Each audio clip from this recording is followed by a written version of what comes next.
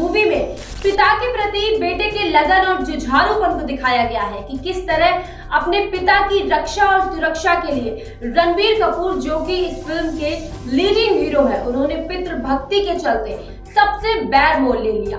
खैर, ये तो बॉलीवुड की एक मूवी है, लेकिन क्या आपने कोई ऐसी कहानी हकीकत में सुनी है?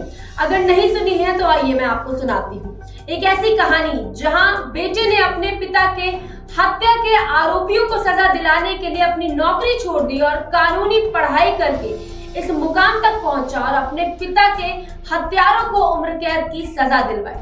नमस्कार, आदाब, सत श्री अकाल। आप देख रहे हैं GBN 24 और मैं हूं आपके साथ प्रियांश। ये कहानी है ग्रेटर नोएडा के आकाश चौहान के संघर्ष की। जब खनन माफियाओं ने उसके पिता की हत्या कर दी और उसके बाद प्रशासन ने कोई कार्यवाही नहीं की, तो उसने खुद ही उन अपराधियों को सजा दिलाने की ठानी और कानूनी किताबों का सहारा लिया और अपने पिता का केस खुद लड़ा। अपने पिता की हत्या करने वालों को सलाखों के पीछे पहुंचाने के लिए बेटे ने अपनी नौकरी छोड़ दी, कानून की पढ़ाई की और खुद ही मुकदमा लड़ा और अदालत से आजीवन कारावास की सजा दिलवाई। करीब 10 साल तक चली इस कानूनी लड़ाई में कई रुकावटें आई, जान से मारने की धमकी मिली, फर्जी केस दर्ज हुए, लेकिन उन्होंने हार नहीं मानी। ये कहानी है ग्रेटर नोएडा के रायपुर खादर गांव में रहने वाले आकाश चौहान की। इनका कहना है कि उनका लक्ष्य लोगों को न्याय दिलाना है। 31 जुलाई 2013 को आकाश चौहान के पिता पाले राम की घर में घुसकर बाइक सवार 3 लोगों ने 6 गोलियां मारकर हत्या कर दी थी।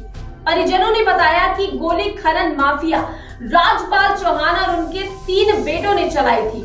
इसके बाद परिजनों ने आरोप को नामजद कर मामला दर्ज करवाया था। आरोप है कि पुलिस प्रशासन ने मामले पर कोई कार्यवाही नहीं की। पिता की हत्या के कुछ देर बाद आकाश के भाई का शव नरेला के रेलवे ट्रैक पर मिला था। वो अपने पिता के हत्या का चश्मदीद आखिरी गवाह था। आकाश ने आरोपियों को सजा दिलाने के लिए हर जगह गुहार लगाई, लेकिन सुनवाई नहीं हुई। इस दौरान उनकी मुलाकात जिला के पूर्व सरकारी वकील के सिंह से हुई। उन्होंने आकाश को वकालत की पढ़ाई करने और अपने पिता की हत्या का केस खुद लड़ने की सलाह दी। इसके बाद उन्होंने पढ़ाई की और हत्यारे राजपाल चौहान और उसके बेटे सोनू चौहान को उम्र कैद की सजा दिलाने के लिए खुद पैरवी की। हालांकि सबूतों के अभाव में लोगों को बरी कर दिया गया। आकाश ने बताया कि उनके पिता पाले राम एक सामाजिक कार्यकर्ता थे, यमुना में अवैध खनन के खिलाफ विरोध प्रदर्शन का नेतृत्व कर रहे थे। पुलिस और जिला प्रशासन ने कई बार शिकायत की गई, लेकिन कुछ नहीं किया जा सका। उन्होंने साल 2012 में उच्च न्यायालय पर दरवाजा खटखटाया। उसी समय उन्होंने और उनके परिवार को गंभीर परिणाम की धमकियां मिलने लगी। 21 जून साल 2014 को छोटे भाई का शव दिल्ली के नरेला इलाके में रेलवे ट्रैक के पास मिला था। आरोप है कि उसके भाई को भी रेत माफियाओं ने हत्या कर दी थी। उन्होंने बताया कि आरोपियों के खिलाफ कोर्ट में भी उन्होंने कई बार जान से मारने की धमकियां मिली हैं।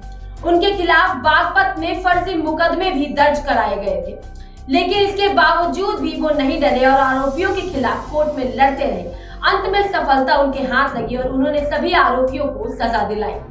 लेकिन अब सवाल उठता है कि ऐसा क्या हुआ था कि प्रशासन इस मामले में कार्यवाही कर ही नहीं पाई और कहीं पीछे रह गई और आम नागरिक को खुद तैयार होकर अपने पिता के हत्यारों को सजा दिलाने के लिए कानूनी पढ़ाई करनी पड़ी।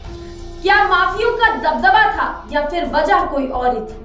अभी के लिए फिलहाल बस इतना ही, लेकिन ऐसी संघर्ष भरी कहानियों को जानने के लिए आप देखते रहिए GBN 24।